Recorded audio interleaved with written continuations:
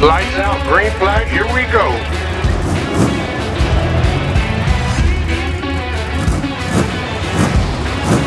You pay for the whole seat, but you're only gonna need the edge.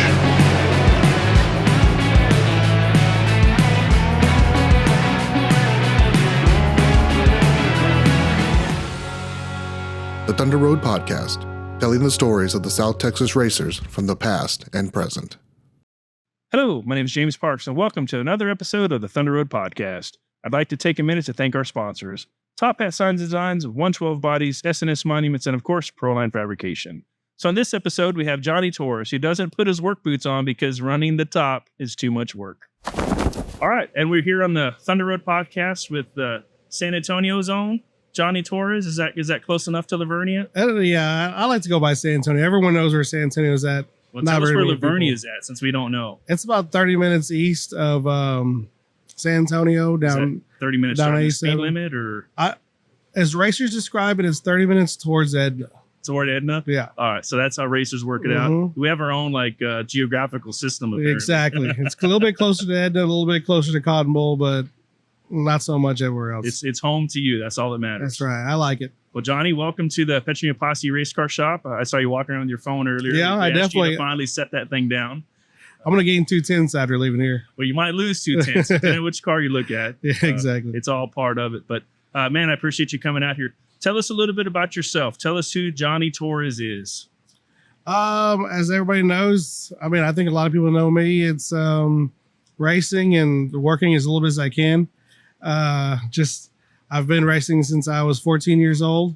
And I've always just tried to race as much as I can and get my hands dirty as least as possible. I got you. So when you say work as little as possible, what is it that Johnny does? Everyone asks. I'm a construction manager. I pour concrete slabs. So I watch the guys and I order some more concrete and I make sure nothing gets too screwed up. Do you at least have your own rubber boots or not boots? I actually get in trouble quite a bit because I show up in my Hey Dudes and my boss tells me, "Hey, what about your boots?" And I was like, "They're in the truck." They're there if I need them. I got a hard hat and everything, but I don't follow the rules get too you a much. Little Thunder Road sticker for your hard hat. Oh, that'd be perfect. That'd be great.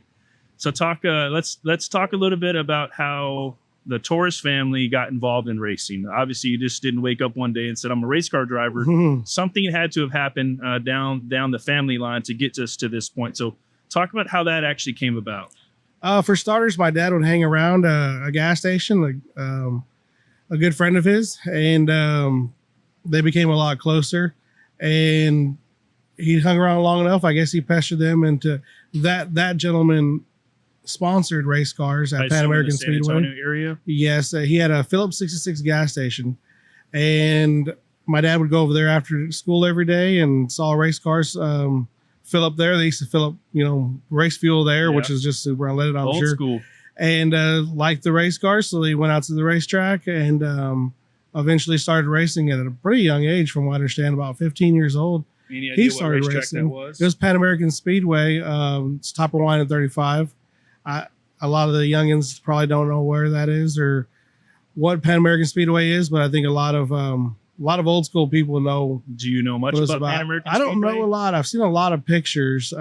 Describe what you may have seen in those photos. I personally, if I had seen photos, I may not have known it was Pan American, but a lot of old junk looking cars, I guess we'd say, but a lot of old, I'd say, what year do you think that was? This was in 74, if I remember right. That's when your dad cut his teeth? Yeah, that's when he started racing.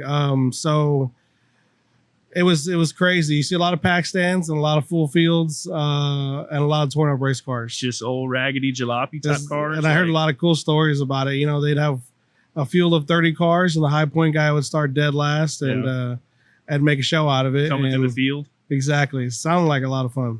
You think they just called day and got parts for those things? No, I don't think so. I think they went to the junkyard and got more parts and welded and cut on them and made them work. And awesome.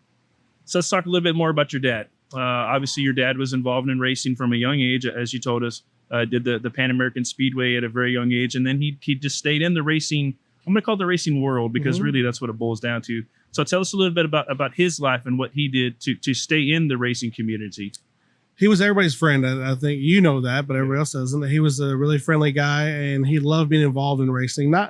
he wasn't the biggest race car driver there was. You know, he ran San Antonio Speedway for a couple of years in the mid '80s. As like the regular promoter, or he was the Saturday night promoter of it. Okay. He was the promoter of the racetrack. He worked underneath Joe Horn. Joe Horn.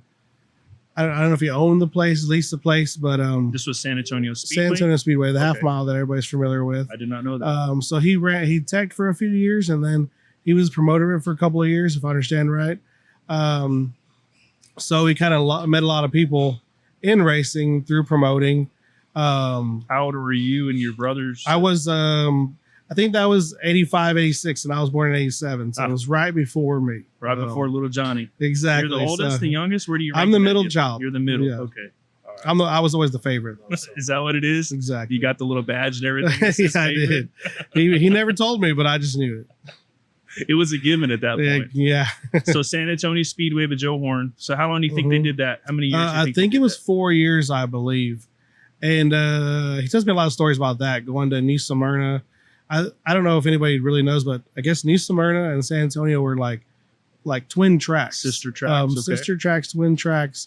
So they kind of traded a lot of info back and forth. So that Joe Horn actually owned a plane, so they would fly to New Smyrna quite a bit and learn, kind of about promoting and about their about rules and stuff, and bring it back to San Antonio and try to make the racing better here. So what they learned abroad, they brought back here and made Yeah. racing better for South Texas ultimately. Mhm. How did your dad and Joe Horn become a pair? That's one question I'm not sure of. I think my dad wrecked one night at San Antonio Speedway, and Joe Horn needed some help working, so he got hurt.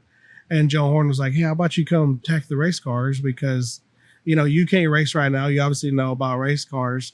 So he did that, and he fell in love with it. And it was a match made in heaven at that point. I guess so. They were really good friends for a long time, and they had a lot of different business ventures. And one of them was I-37 Speedway. They, in 2003, I guess you could say, Joe Horn leased out I-37. My dad promoted it, so I was out there, on the packing the track and doing whatever I had to do, moving the tires back and forth. That's how Jumping you the get around ramps. there so low. You know where the groove is at. It's changed a little bit since then, but I guess so. So when your dad and Joe Horn took over I-37 Speedway, like, do you remember much about that? Obviously, your dad was probably there a lot. He was probably there a ton working He on was that there a place. And you and your brothers were probably running around there doing anything and everything. But is there any particular stories or anything that you remember just being out there with your dad at that track? Because you have to realize, like most racers, we just show up to the racetrack and race. I know the behind the scenes of what it takes to get a racetrack ready, but not everybody does. So you want to maybe enlighten some of the listeners about maybe some of the things that people just don't realize. Well, the weird thing is when he did it, I was thinking, and he loved it. I thought, why would anybody want to do this? Like, I loved racing. I've loved racing since I was the day I was born. You just wanted to buy the pit pass. So And- you were good with that. And so when he started doing this, and I'm like, oh, that's cool. You're going to run the place. I get to hang out there and everything. It sucks. It's a lot more work than people realize, and a lot of hours. And I'm just thinking, why would anybody want to ever promote a racetrack just to listen to people cry on Saturday? Like, and that's a ton of work. I mean, more work than anybody realizes. He killed himself out there. It was a ton of work, a lot of man hours. I thought it was going to be fun. It was not fun at all. Yeah, no. I could not wait till the day that he was going to say that, oh, we're not doing this no more. And for some reason, I felt the need that I wanted to do it. 20 years later, I don't understand why, but I did it, and I got it out of my system. But you won't see me complaining about. I mean, I complain about buddies, but I'm not complaining about how the track was rutted up or overwatered, because I made all those mistakes. And seeing the behind the scenes makes you have a little more respect for what's taking place. You definitely respect it a lot more after you've When done my it. dad was doing the dirt work for Owen at the race ranch, I guess South Texas Speedway. Yeah. I remember like having to go out there and take water and fuel to my dad and just tell him, you got to go home. Yeah. It's 110 degrees. What are you doing out here? And he was in his 60s, but he said, if I don't do it, nobody else will. And unfortunately, I used to tell him, no, somebody will. But then I kind of thought, I don't know. So, yeah. If they get to, the younger generation is not built for stuff like that. I don't feel like I'm not built for it. I mean, they don't understand what it takes to put a race on. Well, we do appreciate all the time and effort that your dad put into that. I remember seeing him at the track, and he was proud to be there. I don't know that I ever saw your dad upset. He was always in my eyes, he was always a very happy man. Yeah. Very nice to be around. So let's talk about your brothers and your family a little bit. So your dad raced a little bit. All of a sudden, you got these little youngsters running around. Yeah. I have no idea what y'all's first race cars were or weren't, or maybe they were go-karts for all I know. So tell us a little bit about how the Torres brothers made their start into racing. So he took a little bit of a break because we all played sports. And then after that, Joe Horn wanted to go to the dirt track. It was 2002, I believe. He wanted to go to the dirt track. Let's check out these races. 2001 or 2002. And ended up having a bunch of old Enduro cars from when he ran San Antonio Speedway. Like big four-door cars or metric cars? Or what? They were like Chevelles, like bigger Chevelle. Big body cars. Okay. Big body cars. They were pieces of craps. But so you had fun with them though, didn't you? Yeah, I did. So I mean, a few weeks later, after going to the dirt tracks, I-37, and watching all these junkers are coming into the shop, and we're changing the fuel tanks and everything. Some were literally fuel tanks, not even cells. And it took about a year, but a year down the road, he told me he had people just come in and drive them. He had 4 or 5 of these things, and he was like, "Hey, I got a race car. You want to race it?" And we'd all haul these junkers to the racetrack. And well, one day somebody wasn't showing up, and he said, "Hey, you don't have to worry about loading up that race car." And I was like, "Well, why not?" Well, so-and-so's not showing up. I was like, "Well, I mean, I think I'm 13 or 14 at the time." I was like, "Well, I could race it." You know, I always thought I was the greatest race car driver before I even raced a car. You know, it was easy. You just turn left.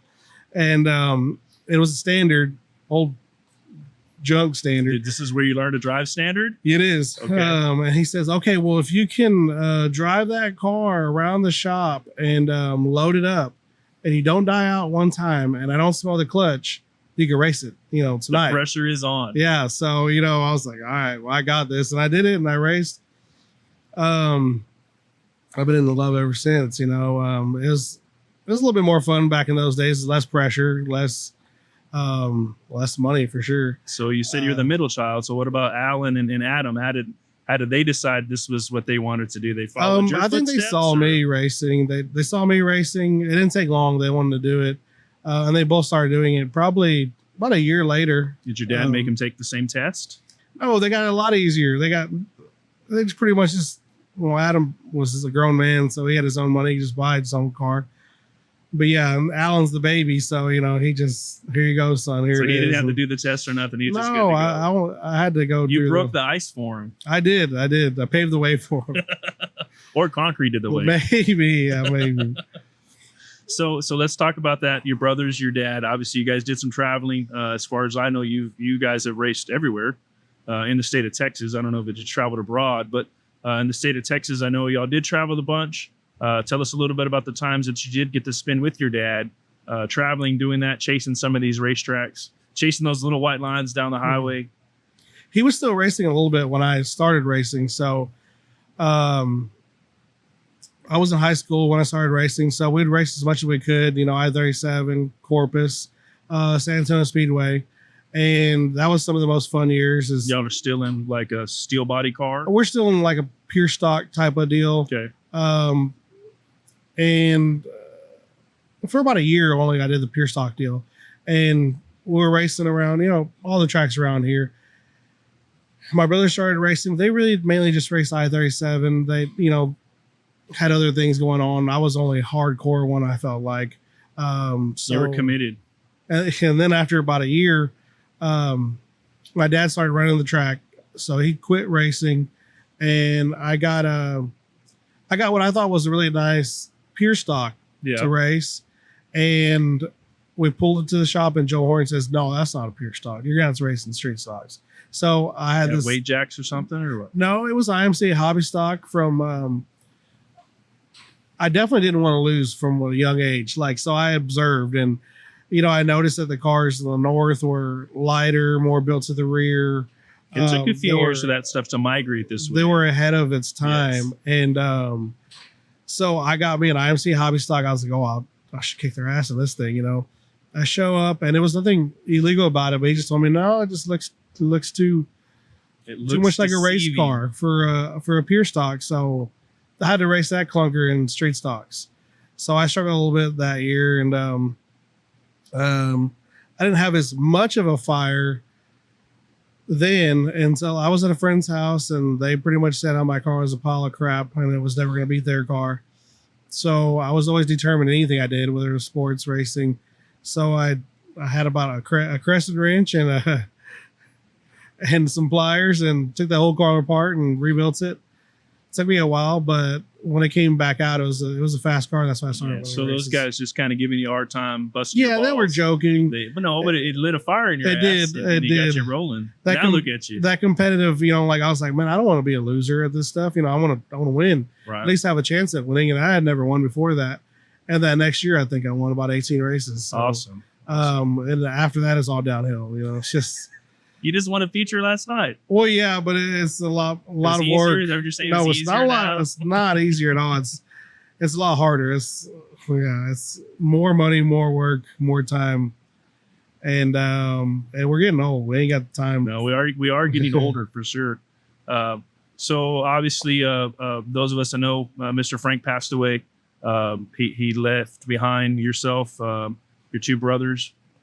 And you guys have really taken the bull by the horns. Like, the Torres name is well known in South Texas racing. You guys basically stepped up to the plate. You mentioned earlier you did some track promoting. You weren't a big fan of it, but you did do it. But the racing side, like, you guys are prominent in it. Yourself going out winning races on a regular basis, as well as Alan.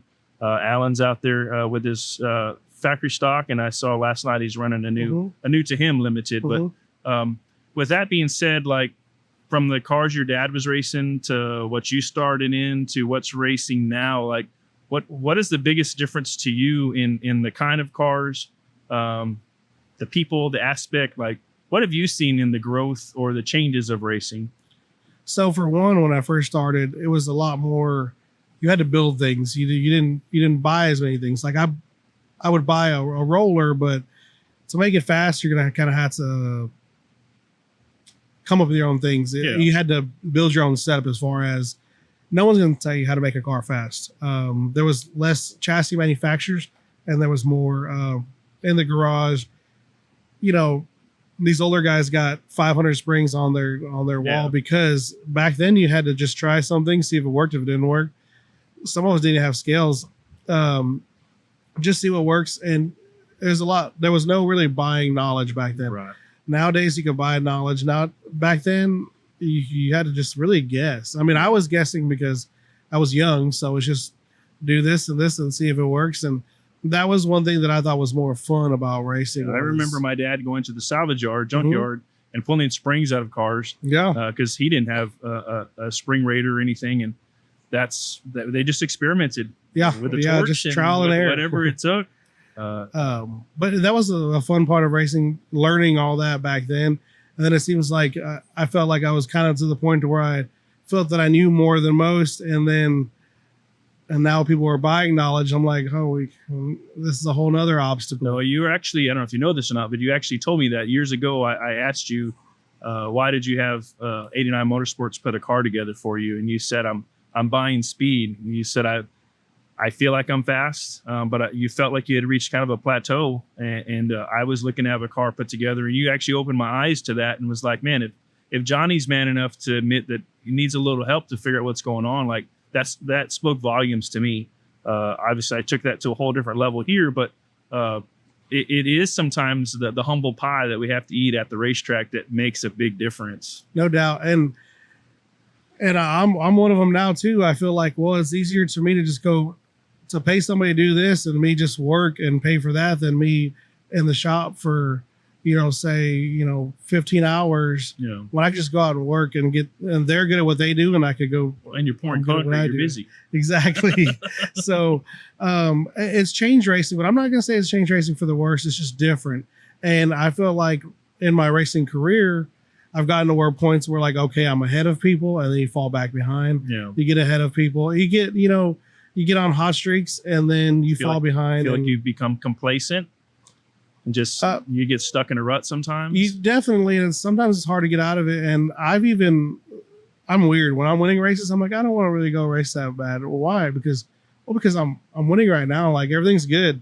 I want to go race and learn whenever I'm losing and not doing good, because I'm like, I got to figure out. To me, it sounds stupid, but that's the fun part of racing. No, I think you enjoy the struggle. Yeah, well, I mean, it's it makes the winning that much more satisfying. Yeah. So when I'm not doing good, it's like, okay, we got to figure something out and we'll go. Of course, you hate it when you're there losing, but it makes it more fun when you do win. More satisfying. Respect on the racetrack, is it still there? I feel like I get respected more than some because they know I'm not. Pretty much, if you drive me dirty, you can get ×5. I think I race people really clean, but if you race me dirty, I'm probably gonna over exaggerate in how bad I react to it, because that's just my attitude. It's not maybe not the best way of looking at things, but as far as that conversation, my younger brother Alan, I felt like he was always too clean of a driver when he was younger, and I was like, you can't move out of the way for people, and sometimes you got to do what you got to do, and he kind of took it to a whole nother level. I think he's kind of a little bit aggressive now, but you get what you give, and vice versa.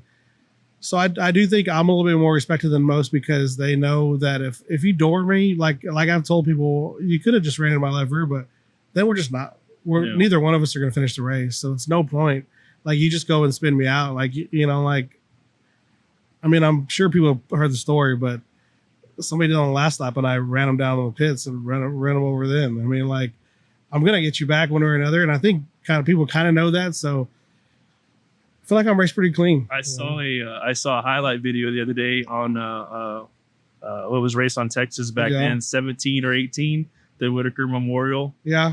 You had enough of somebody, you just waylaid them off into turn 1 and 2, and you just pulled off. Like, you're like, I did what I wanted to do. I'm done. Yeah, so. Yeah. I mean, it comes down to it, and then those people that you do that to don't do it again most of the time. Yeah, no, they learned their lesson for sure. Yeah. That's awesome. Don't hold back. Tell us how you feel on that deal. So, highs and lows of racing. Racing with your brother. Did you ever actually get to make laps like with your dad, like on this at the same time? So one of the highs, one of my favorite races is it was down here at CC Speedway. I was probably 16 years old. They had some big end of the year race, and they allowed like 3 different rule packages. One of them was the pure stock dirt cars. And I had never qualified anything in my life, and I didn't know you get a warm-up lap. So I'm out there, just going as fast as I can from the start. It's NASCAR at this point. Yeah. So I had no clue what I was doing, and I ended up setting a fast time. And so I pull in, and they're like, well, what happened? Did you break? Because I pulled off a lap early, and I only made 1 lap instead of 2. I was like, well, I made 2 laps. They're like, that first one doesn't count. So, well, shoot. Well, I was like, well, I guess I'm pretty fast, And my dad ended up. This is your dirt car from Pleasanton? It was one of Joe Horn's cars. Okay. So that I did race at Pleasanton every once in a while, but was it the big white Chevelle? No, my dad was driving the big white Chevelle. Okay. I was driving some junky Nova. I just remember the big Chevelle. The big old motor too. And but he was driving that when I was driving a Nova, and he went out later and he ended up beating me, and so we were first and second. There was probably 40 cars there. It was back in the CC Speedway, I felt like heydays, I'm sure there's a lot of heydays before that, but from what I remember, it was the heydays. And so we started on the front row next to each other, and he told me, he's like, well, the inside's quite a bit better than the outside. I don't want you to get caught up on the outside. So, I'll let you get the jump. I'm like, it was pretty nice of him. I wouldn't have done that for nobody. But we raced actually. You'd spin your own dad out. Yeah, I would. And later, Ray Allen did spin his grandma out. Really? I don't know if you know that. That's pretty. Yeah, he did. She should have beat his ass. He had to sleep outside. Is what she told me. I don't blame her. But we raced together, and that race, it was a 50-lap race. I think we raced for 30 laps, pretty hard. Lapping cars and stuff. Yeah. They had a lot of cars. It was a big race. We actually ended up both breaking, but that's for a long time. That was my favorite race. That's one of my top 3 favorite races. I feel like But it's your favorite I'll race because never- of the sentimental value. because of of it. sentimental value. You know, I don't even know what it paid to win. It didn't really matter.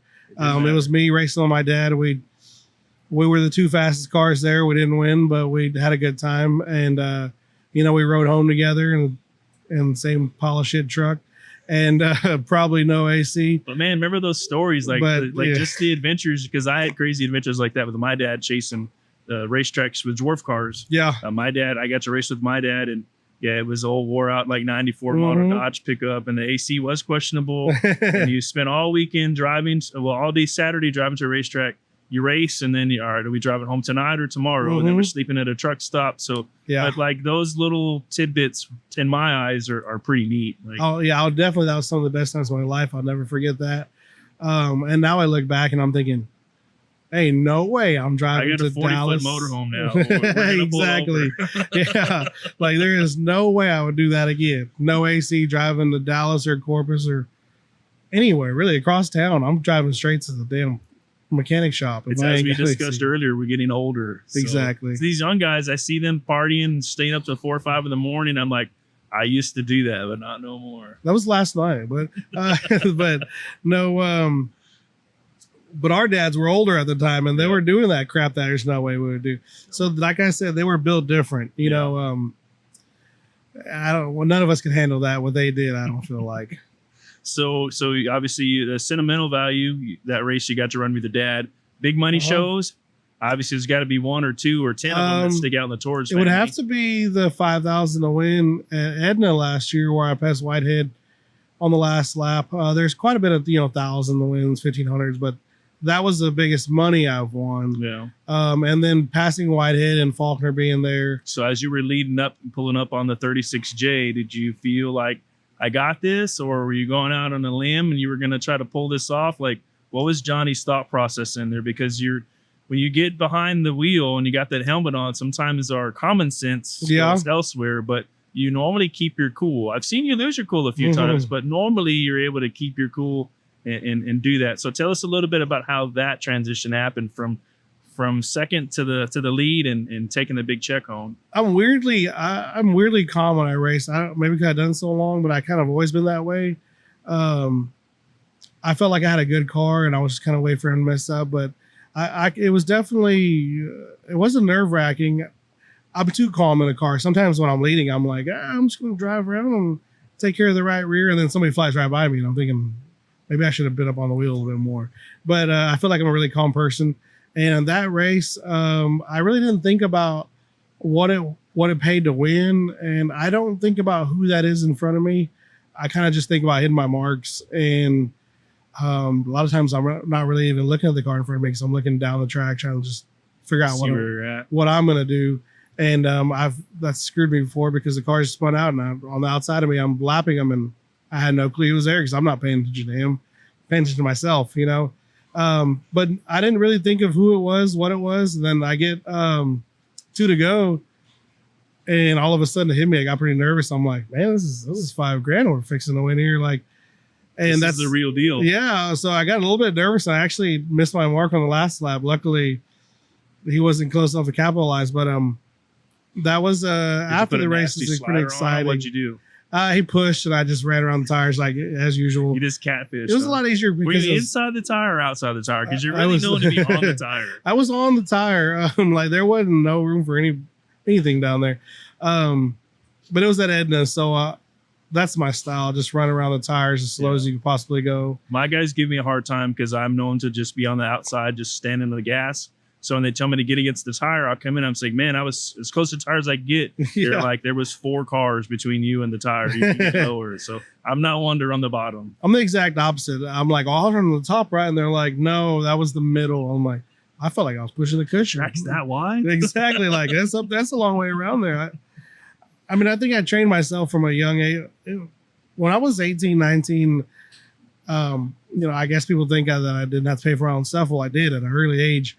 And I tell people if I'm going to go the same speed on the bottom, kind of cruising, finessing the car, compared to on the top when I'm in the gas the whole time, I'm going to run the bottom because it's a lot easier on equipment. And I guess I just got myself trained.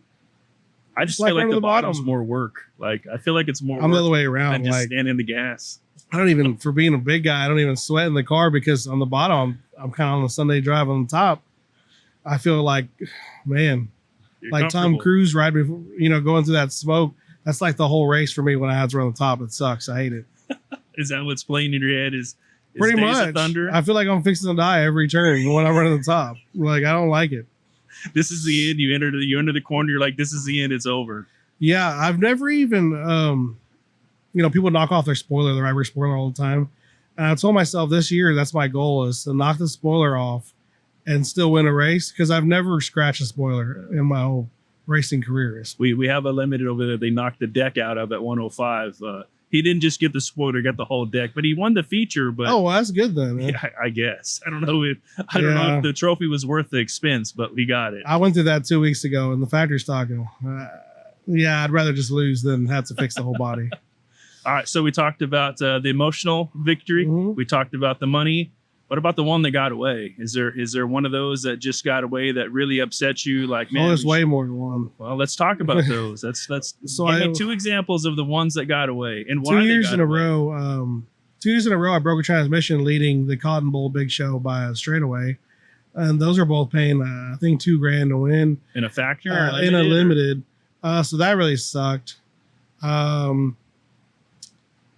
Stevie Whitaker's one of my best friends, but I hate him, and It's a love-hate relationship. I was beating him one time, and it was just a regular race at I-37, but No, he was if on the you're- outside. If you're beating Whitaker, that's the Daytona. Exactly. 500. Like That's I already had my shit talking lines ready, and a lap car wouldn't get out of the way on the bottom, and I was too scared to go to the top, and he drove around the top. because it's a long way up there. It is, and it's pretty scary. And Stevie is not afraid of the outside. no, not at all.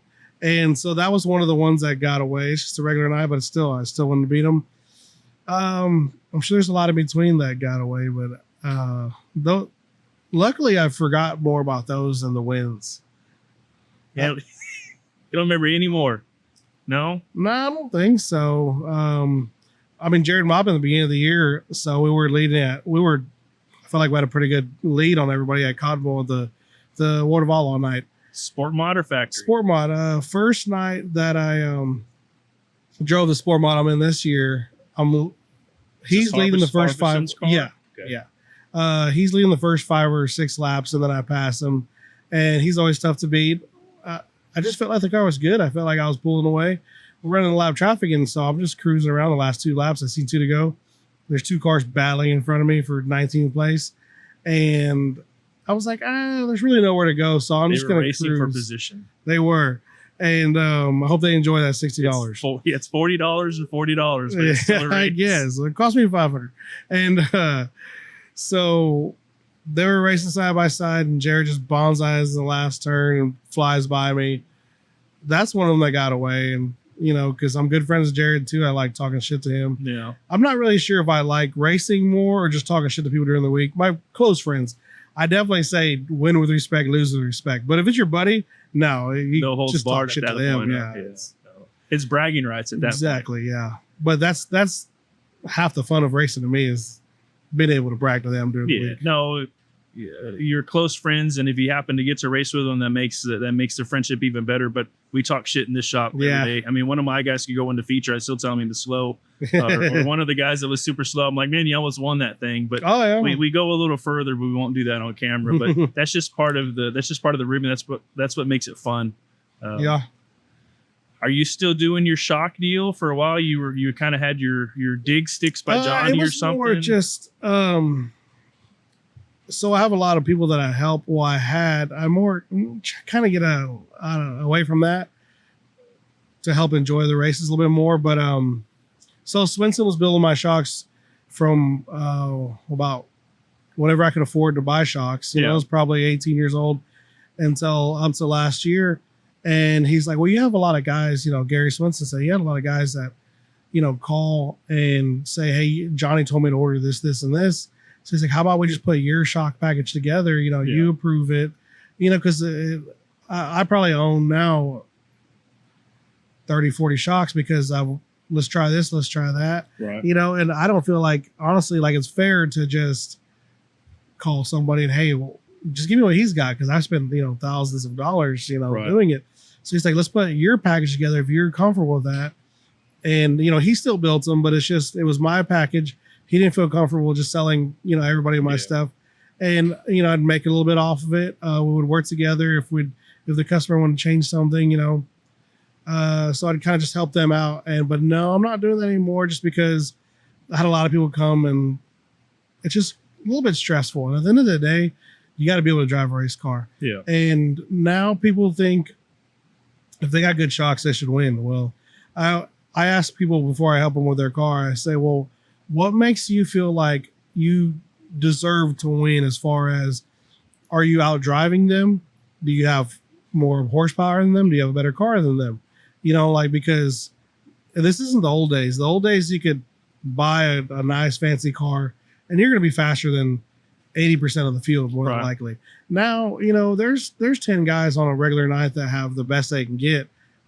And so I tell them, you're not going to go out and just win solely because you got good shocks. Because guess what? I'm probably racing against you. I got good shocks. Right. And there's 10 other guys that got good shocks and a good setup and a good race car, good motor.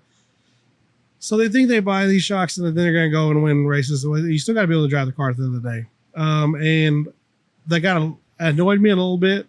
And as you know, I'm extremely blunt. So I would tell them, you are not driving right. So that's why you're not winning.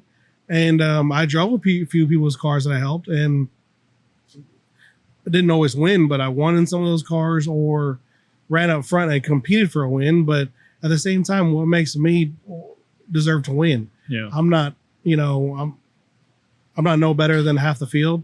But I feel like what makes me deserve to win is I work on my car harder. I work on my tires harder. You put the time and you put the effort in. I put the time and effort, and I can answer you. If you told me, why do you feel like you win races? I can give you answers why I feel like I win races and those guys can't. I said, until you start giving me answers why you feel like you're better than the rest of them. Because I compare I feel like I'm a regular driver. There's some drivers that are just way better than everybody else, have more talent, and they can drive anything and win.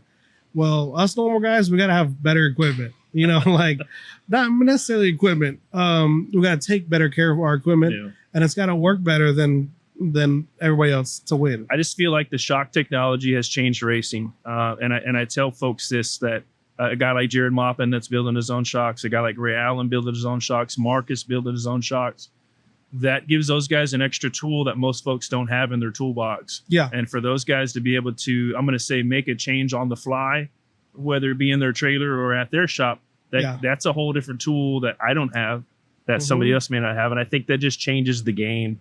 And you've been in racing long enough, you've probably seen that, but you've probably seen the highs and lows of it, especially having your own package, and you having Swinson standing behind you, helping you. Like you said, you probably do have 40 shocks, but y'all experimented a bunch. Yeah. But the average person doesn't necessarily have that. Yeah. They call up and say, I need a shock. We get those calls here every day. We want a shock. What do you want? I have no idea. All right, let's start here. It's tuning on it, and it's making your car better here, there. Where do I feel like, I won last night in the limited, and I was like, man, I definitely feel like I can make the car better on entry and exit by a couple of things, and I think I'll be better next time.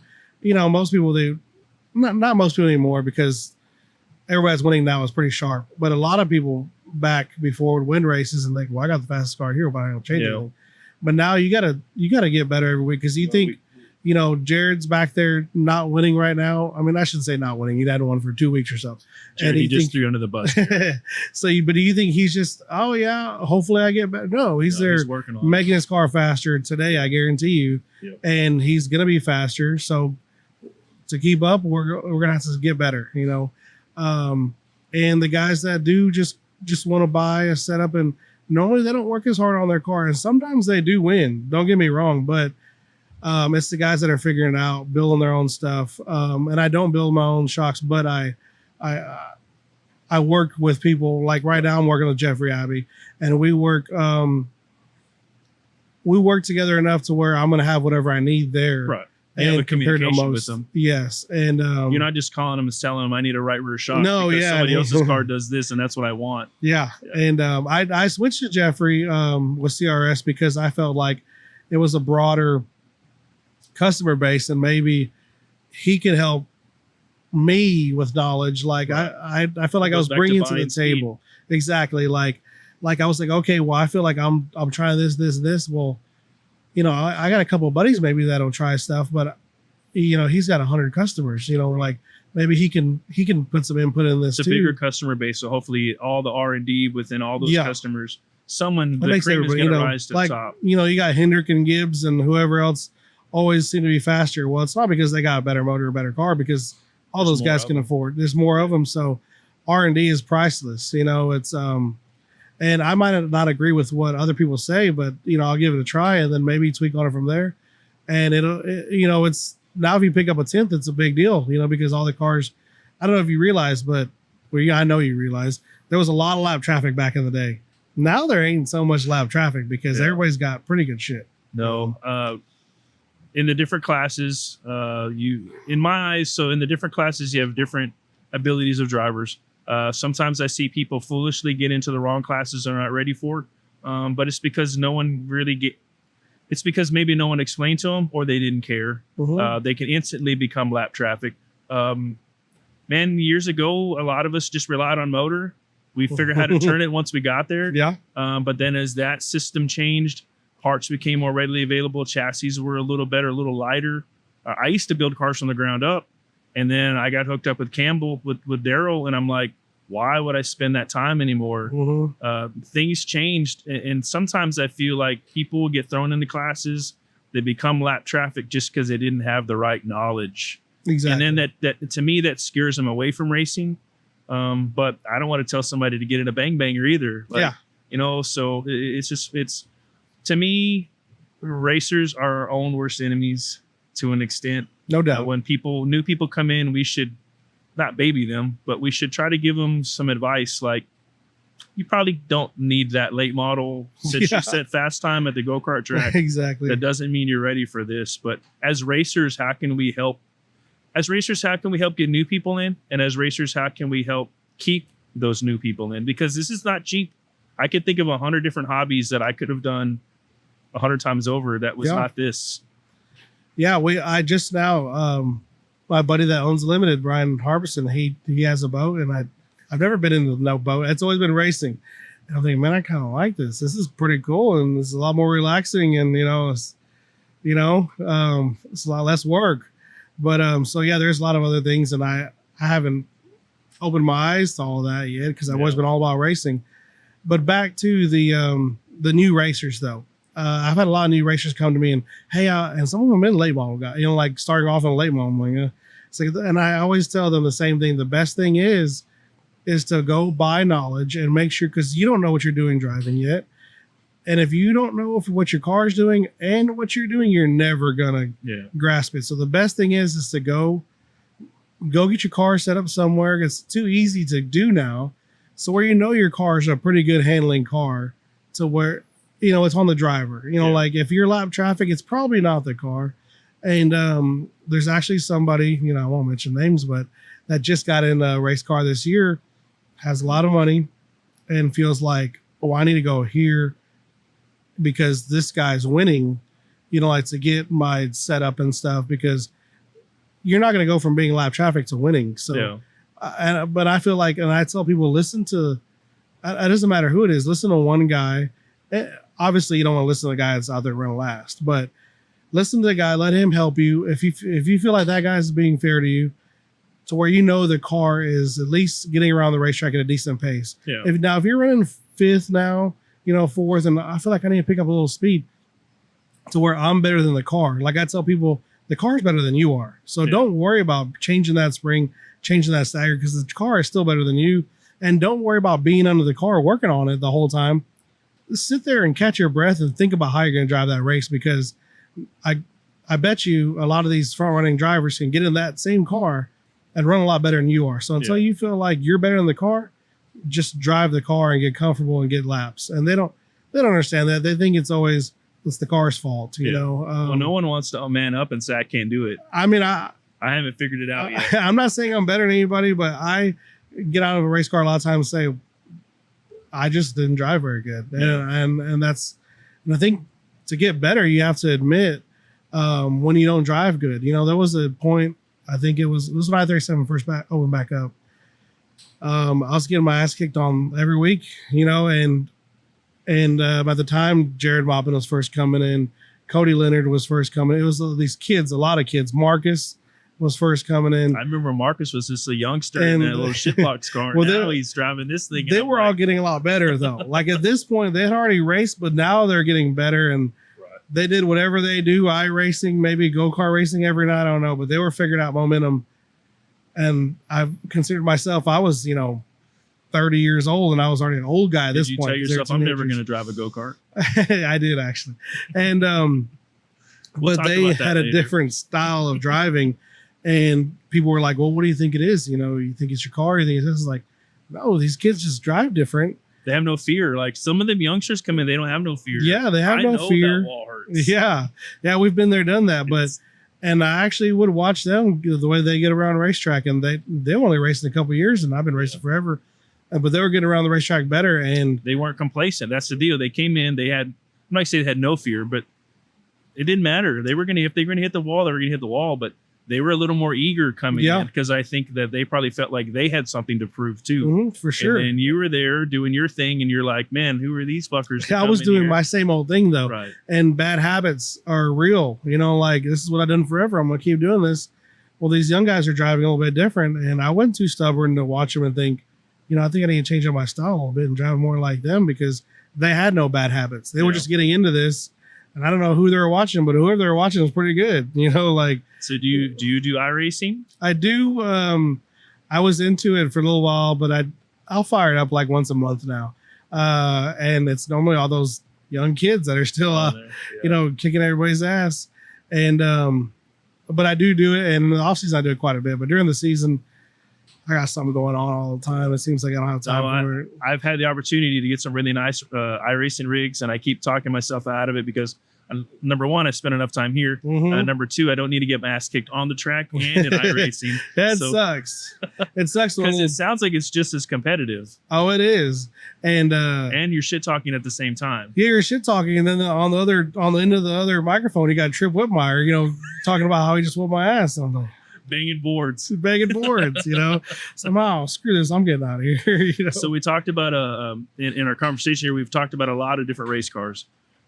You have driven your own cars, but you've also driven for a large, I'm not going to say large, but for a lot of other people. Who were some of those families, some of those groups that you did drive for? Because you've driven a little bit of everything. Well, are you talking like Did you ever no, I didn't. That's actually last night I talked to a guy about driving a dwarf car because I'd never driven a dwarf car. I'm not sure if I can fit in one. They're like, oh, you'll fit, I fit in one 10 years ago. So I've driven a lot of people's different stuff like nightly, like one night, like last night, I wasn't taking my factory stock and the guy's like, hey, you want to drive mine? And I'm, yeah, sure. I'll drive anything at any point because I still love to race. And when I don't like it so much, then you're not a race car driver. Then I won't race, like when I'm not having fun, because people forget this is for fun.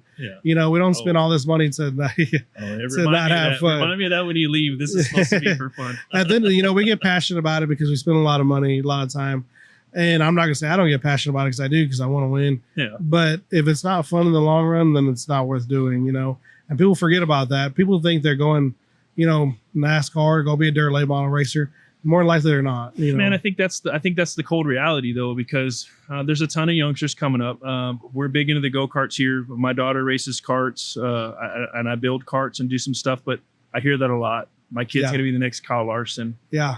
And here's your new tire. You know what I mean? Like I'm not going to get in that battle, but the reality of it is probably not. But I don't want to be the one to burst their bubble. But the reality of it has to sit in. Like probably not going to be the next Kyle Larson. No, that dude is like 1 in a million. But did they have an opportunity? Sure. And we have some locals that are really giving it a fair shot. But man, it is so expensive. Yeah. I talked to Starry doing their deal. They have a huge sponsor, but even on a home front, it's expensive. The Villarreals, JD's trying to do some stuff. Memphis is doing some stuff, and it's just a ton of expense. And I don't think people realize. And they're all really good race car drivers too. But I don't think people realize the expense that goes along with it. Little Johnny could be the greatest one out there, but so are the other 40. You know what I mean? So, I I almost feel like on a national level, you have to be a standout, but your bank account's got to be more outstanding. I bring up, well, we just talked about Caden Honeycutt the other day. Yep. Because I think he could drive with anybody on any surface. He could jump in, I feel like, a Cup car and, be top 20, today. But, and I don't know him that well. I've talked to him. Yeah. And I feel like they've spent a lot of money at it. And he's really good, and it's tough for him to get there, and he's getting there now, but he's a ways from Cup. Yeah. And he's an extremely good race car driver. He's got the connections, and if somebody that good is that tough, oh man, it's going to be. Yeah. I don't know. I know the name and Shane Turner. I'm sure you know Shane, but Shane's helped them a bunch. But I didn't really know Caden Honeycutt, and I saw his video when they had the little malfunction on pit road. Mm-hmm. I gained a ton of respect for that young man. Just in that interview, he could have thrown everybody under the bus. Yeah. He could have bitched and whined, but he took it on the chin and said, basically, we're going to come back and do it again. Like, that was huge to me. It may not have hit other folks the same, but it's part of racing, and he was humble about it. So he got me a while back. Like, I've kept up with him for a while, and he's pure class. He's respectful, and he's really talented. And it's that hard for him to make it. Yeah. So if it's that hard for him to make it, it's not that likely for anybody else. And I do feel like I'm happy that from a young age, because I was 16, 17 years old winning, 15 plus races a year, and I was never, I'm going to be this or that, or, and my dad definitely never pushed me, because he's like, just have fun. And I've always just had fun, or, just try to winning local races and kept it fun.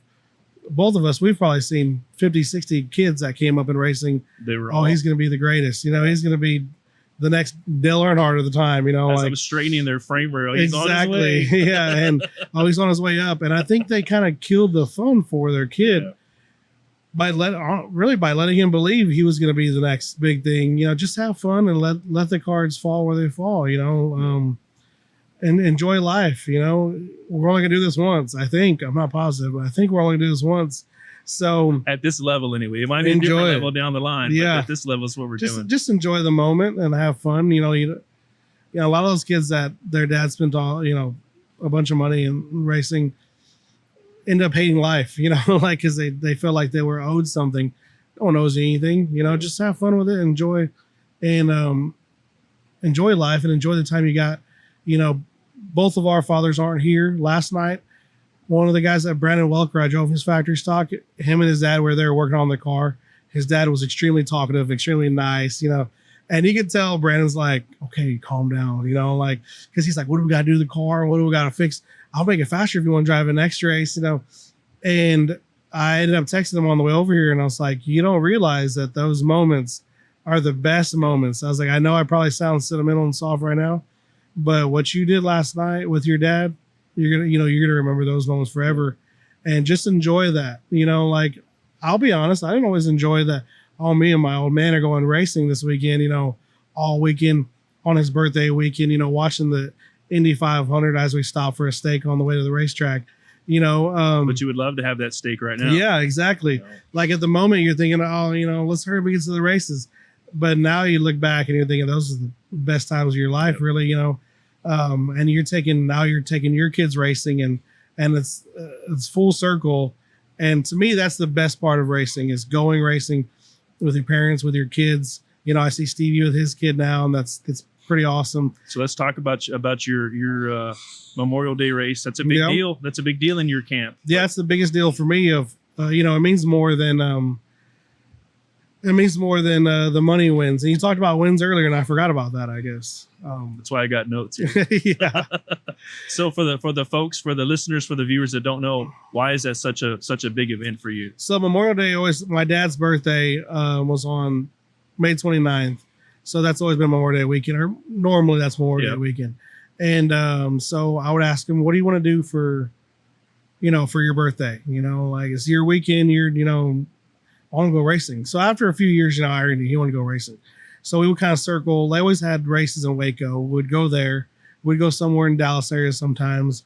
And for some reason, I didn't really think of it at first, but we would always win on that weekend. Like, even years that I was struggling, we'd win. Like we went Goliad and won 1,500 to win. We went to Waco and won some Red River shootout race that had like 60 cars. And I lucked into the win too, but I mean, it was 60 cars. You don't really luck into too much. But, and I look back, I'm like, man, we've won a lot of races on November, on May 29th weekend. And, so then after he passed away, I wasn't sure if I was going to race or what I was going to do.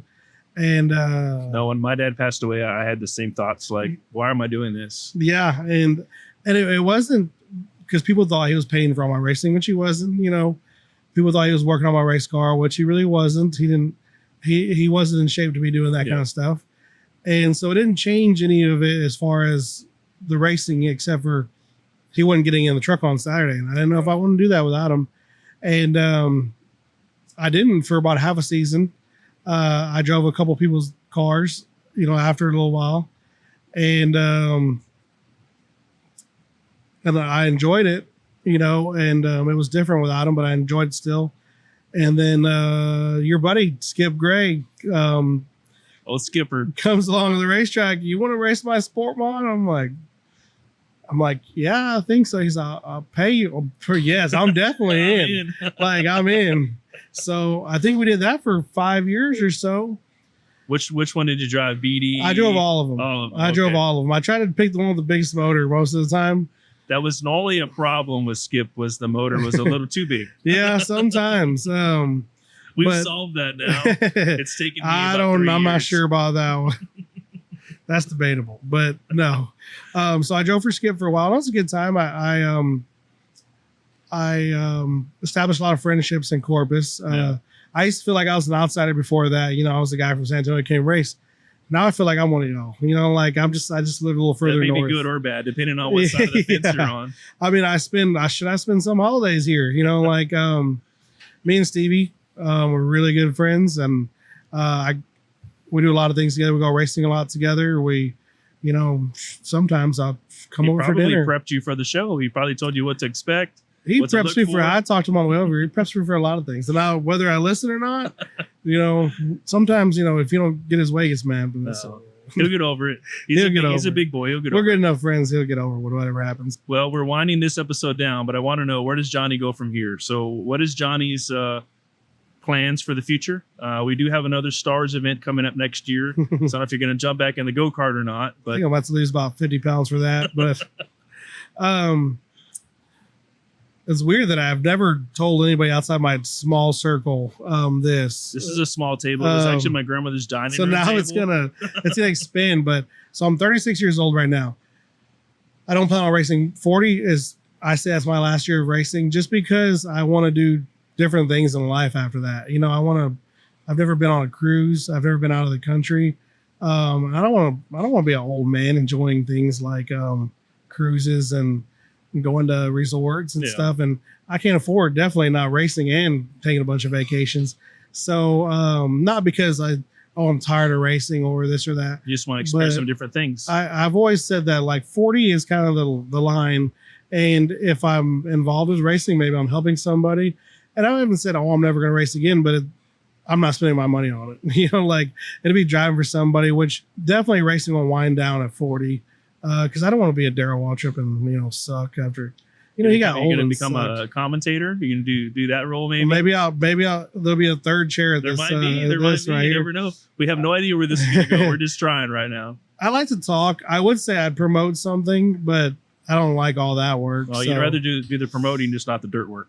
Exactly. Okay. But that's actually, it's the most work, but that's the most satisfying part of the race. Yeah. Putting on a race is, if you got a good racetrack or not. I describe it like a race car. The first few laps, you're okay, I got a good car. Well, me and you, we set it up ourselves. So it's like we're patting ourselves on the back. Well, we see a good track and like, oh, this is a good track. So it's just like setting up a race car. Sometimes you miss it. Sometimes it's you our hit time it. to shine or our time to cry. Yeah. Man, we do appreciate you making the trek from San Antonio to the little race shop in the cornfield here, the Pechania race car shop. But we appreciate you coming down. We appreciate you telling us your stories, talking about your dad and your family. That's the core of the Torres family is your dad and getting that deal started for you and your brother. So with that, I appreciate you coming down and thank you. I appreciate you having me. It's really an honor to be just respected. And like you asked me to be here, it's that people look up to me, not all people, but some people, and want to hear my story. Hopefully this doesn't get the least views. Hey, can you tell the viewers that this is not filmed with my phone? Oh, yeah, he's got an iPhone 3 right there. That's the biggest misconception is that the phone is in the vice recording us right here. So yeah, I kind of figured you could have at least a Pro, like one of them 16 iPhones. And you just got, I think that might be a BlackBerry. It's a Nokia flip phone. It is a BlackBerry over there. No, you got a really nice setup, really nice shop. I enjoyed it. Cool, thank you. As the checker flag flies on this episode, I would like to thank Johnny Torres for coming to the Petronio Posse Race Car Shop. I'd also like to take a minute to thank our sponsors: Proline Fabrication, Top Hat Signs and Designs, 112 Bodies, and of course, S&S Monuments.